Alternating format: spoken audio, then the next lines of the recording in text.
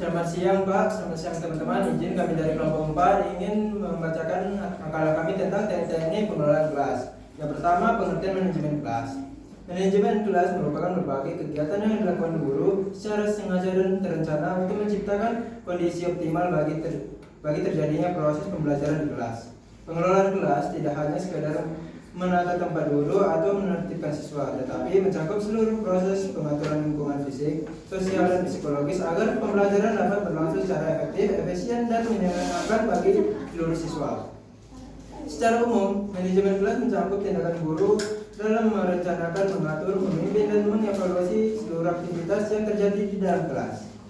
Melalui manajemen kelas yang baik, guru dapat mengurangi hambatan belajar, motivasi siswa, serta menciptakan suasana yang mendorong terjadinya interaksi positif antara siswa maupun antara siswa dengan guru. Kegiatan guru di kelas pada dasarnya terdiri dari dua aspek utama yang paling berkaitan, yaitu yang pertama mengajar, yaitu aktivitas membantu siswa mencapai tujuan pembelajaran melalui penyusunan rencana pembelajaran, penyajian materi, penggunaan media pembelajaran, pemberian tugas, interaksi pembelajaran, dan penilaian hasil belajar. Aspek ini berfokus pada transfer pengetahuan, pengembangan kompetensi, dan pendampingan proses belajar siswa. Kedua, mengelola kelas, yaitu usaha menciptakan kondisi lingkungan belajar yang nyaman, tertib, aman, dan kondusif sehingga proses pembelajaran dapat berlangsung tanpa hambatan. Hal ini meliputi pengetahuan tata ruang, penciptaan suasana emosional yang positif, pengawasan perilaku siswa, pengembangan aturan kelas, serta penanganan masalah yang muncul selama pembelajaran. Kedua aspek tersebut, mengajar dan mengelola kelas, merupakan dua kegiatan yang tidak dapat dipisahkan. Dalam praktik sehari-hari, keduanya menyatu dalam perilaku guru sehingga sulit dibedakan secara tegas. Guru yang berhasil dalam pembelajaran adalah guru yang mampu menyeimbangkan kedua peran tersebut secara selaras. Ketika manajemen kelas berjalan baik, proses pengajaran terjadi lebih efisien. Sebaliknya, tanpa pengelolaan yang baik, penyampaian materi secanggih apapun tidak akan berjalan optimal.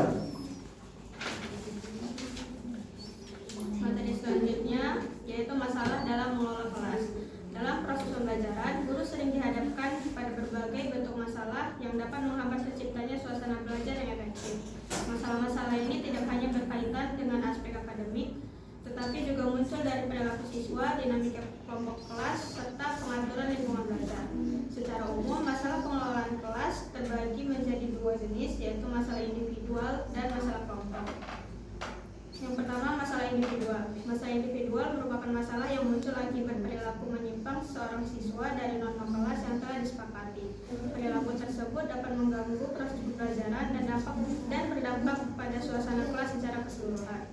Menurut sumber, terdapat 4 jenis perilaku menyimpang individual yang sering ditemui dalam kegiatan pembelajaran, yaitu perilaku mencari perhatian, mencari kekuasaan, menuntut balas, dan peragaan ketidakmampuan. Setiap jenis perilaku memiliki karakteristik serta penyebab yang berbeda, sehingga memerlukan pendekatan penanganan yang juga berbeda. A. Perilaku mencari perhatian. Perilaku ini ditandai dengan tingkah laku siswa yang berusaha menarik perhatian orang lain, terutama guru. Perilaku mencari perhatian dapat muncul secara aktif seperti melawak, membuat onar, memamerkan diri, atau melakukan tindakan yang mengganggu teman. Bentuk pasif dari perilaku ini dapat berupa kemalasan, berpura-pura tidak mampu, atau bergantung terus-menerus pada bantuan guru maupun teman. Siswa yang berperilaku demikian biasanya tidak menemukan kedudukan yang wajar dalam interaksi sosial, sehingga mencari perhatian sebagai bentuk kompensasi. B. Perilaku mencari kekuasaan. Pada tipe ini, siswa mencoba menunjukkan dominasi dengan menentang aturan, membantah, berdebat dengan guru, berbohong, atau memperlihatkan sikap keras kepala. Dalam bentuk aktif, siswa mungkin menunjukkan sikap menantang atau provokatif, sedangkan bentuk pasif ditunjukkan dengan kemalasan ekstrim, penolakan terhadap tugas, dan sikap tidak kooperatif. C. Perilaku menuntut balas. Perilaku menuntut balas muncul karena siswa mengalami rasa frustasi atau merasa disakiti, baik oleh guru maupun teman. Akibatnya, siswa mengekspresikan kemarahan melalui tindakan agresif, baik secara fisik maupun verbal. D. Peragaan ketidakmampuan. Pada jenis ini, siswa merasa tidak mampu menghadapi tuntutan pembelajaran sehingga memilih menyerah sebelum mencoba. Mereka tanpa pasif, tidak menunjukkan usaha, dan memiliki keyakinan bahwa kegagalan adalah sesuatu yang tidak dapat dihindari. 2. Masalah kelompok. Selain masalah individual, guru juga sering dihadapkan pada masalah kelompok, yaitu masalah yang muncul ketika dinamika kelas secara keseluruhan terganggu. Masalah kelompok terjadi apabila interaksi antar siswa, suasana kelas, atau struktur sosial dalam kelas tidak berjalan sebagaimana mestinya. Masalah ini jauh lebih kompleks daripada masalah individual karena melibatkan banyak siswa sekaligus, sehingga dampaknya lebih luas terhadap iklim pembelajaran. Terdapat 7 jenis masalah kelompok yang umum terjadi pada proses pembelajaran. Yang pertama, kurangnya kekompakan. Masalah ini ditandai oleh ketidakharmonisan hubungan antar anggota kelas. Konflik yang muncul dapat berupa pertengkaran antar siswa, terbentuknya kelompok-kelompok kecil yang saling menyingkirkan, hingga kurangnya kerjasama dalam tugas kelompok.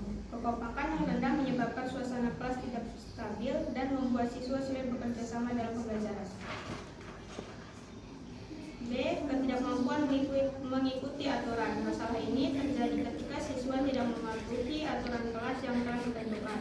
Ketidaktaatan dapat berupa kebiasaan datang terlambat, membuat kegaduhan, tidak mengerjakan tugas, atau mengabaikan instruksi guru. C. Reaksi negatif antara anggota kelompok. Pada situasi ini, muncul respon negatif seperti ejekan, hinaan, perilaku kasar, penolakan, atau intimidasi terhadap siswa tertentu. Hal ini mengakibatkan suasana kelas menjadi tidak nyaman, menurunkan rasa percaya diri korban, dan mengganggu stabilitas psikologis kelompok. Selanjutnya B. Penerimaan terhadap perilaku yang menyimpang. Masalah ini terjadi ketika kelompok menerima atau bahkan mendukung perilaku negatif yang dilakukan salah satu anggota kelas. Misalnya, ketika siswa nakal dianggap keren oleh teman-temannya, atau ketika kelompok membiarkan tindakan agresif tanpa koreksi. Selanjutnya, kegiatan yang menyimpang dari tujuan. Masalah ini muncul ketika kelompok berhenti melakukan kegiatan pembelajaran atau melakukan aktivitas lain yang tidak berhubungan dengan tujuan yang ditetapkan. Dan selanjutnya, ketiadaan semangat atau sikap protes. Masalah kelompok yang paling kompleks adalah ketika kelas menunjukkan sikap tidak mau bekerja, tidak antusias, atau bahkan melakukan protes, baik secara terbuka maupun terselubung. Misalnya siswa secara bersama-sama menolak tugas, tidak merespon guru, atau menunjukkan sikap yang tidak acuh. Yang terakhir, ketidakmampuan menyesuaikan diri terhadap perubahan. Masalah ini terjadi ketika kelompok sekelas bereaksi negatif terhadap perubahan tertentu, seperti perubahan aturan kelas, perubahan jadwal, metode belajar guru, atau pergantian guru. C. Teknik-teknik mengelola kelas secara efektif. Keberhasilan guru dalam menciptakan suasana pembelajaran yang kondusif sangat ditentukan oleh kemampuan dalam menerapkan teknik pengelolaan kelas yang tepat. Teknik-teknik ini dapat dikelompokkan menjadi teknik untuk mengatasi masalah individual dan teknik untuk mengatasi masalah kelompok. 1. Teknik mengatasi masalah individual. Masalah individual pada umumnya berkaitan dengan perilaku siswa yang menyimpang dari norma kelas, sehingga membutuhkan pendekatan interpersonal yang tepat. Adapun teknik yang dapat digunakan guru antara lain, yang pertama, memberikan perhatian positif. Guru dapat memberikan pujian, penguatan, dan bentuk perhatian positif lainnya. Yang kedua, memberikan pilihan. Untuk siswa yang menunjukkan perilaku mencari kekuasaan, memberikan pilihan atau alternatif tindakan akan membantu mereka merasa tetap memiliki kendali tanpa harus menantang otoritas guru. Selanjutnya, menjalin hubungan guru personal. Bagi siswa yang menunjukkan perilaku menuntut balas, guru perlu membangun kedekatan emosional, menunjukkan empati, serta menghindari konfrontasi yang dapat memperburuk situasi. Selanjutnya, mendorong kemandirian. Siswa yang memperlihatkan ketidakmampuan perlu dibantu melalui pemberian tugas bertahap, bimbingan tambahan, serta kesempatan untuk merasakan keberhasilan. Yang selanjutnya, menetapkan batasan yang jelas. Aturan yang tegas, konsisten, dan disampaikan secara jelas membantu siswa memahami batasan perilaku yang diperbolehkan. Yang selanjutnya, menggunakan pendekatan non-verbal. Komunikasi non-verbal seperti kontak mata, gerakan tangan, atau mendekati siswa dapat menjadi strategi yang efektif untuk menghentikan perilaku negatif tanpa harus menginterupsi jalannya pembelajaran. 2. Teknik mengatasi masalah kelompok. Masalah kelompok lebih kompleks dan karena melibatkan dinamika kelas secara keseluruhan. Guru perlu menerapkan strategi yang bersifat kolektif dan sistematis untuk memulihkan kondisi kelas. Teknik yang dapat digunakan antara lain: 1. Membangun kesepakatan kelas. 2. Memperkuat kekompakan. 3. Mengelola konflik secara konstruktif. 4. Memberikan struktur kegiatan yang jelas. 5. Menciptakan iklim kelas yang positif. 6. Adaptasi terhadap perubahan. Yang terakhir, membangun motivasi kolektif. Baik, dari materi yang kami jelaskan, di sini saya akan menyimpulkan dari materi yang telah kami paparkan. Kesimpulannya, pengelolaan kelas merupakan kompetensi penting bagi guru untuk menciptakan suasana belajar yang efektif. Guru tidak hanya berperan menyampaikan materi, tapi guru juga mengatur dinamika kelas agar pembelajaran berjalan optimal. 2 jenis masalah utama dalam pengelolaan kelas: masalah individual dan kelompok, memerlukan pendekatan yang berbeda dalam penanganannya.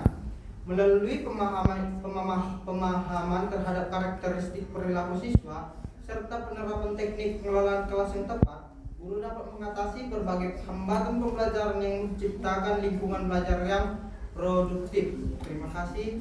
Sekian dari presentasi kami tutup.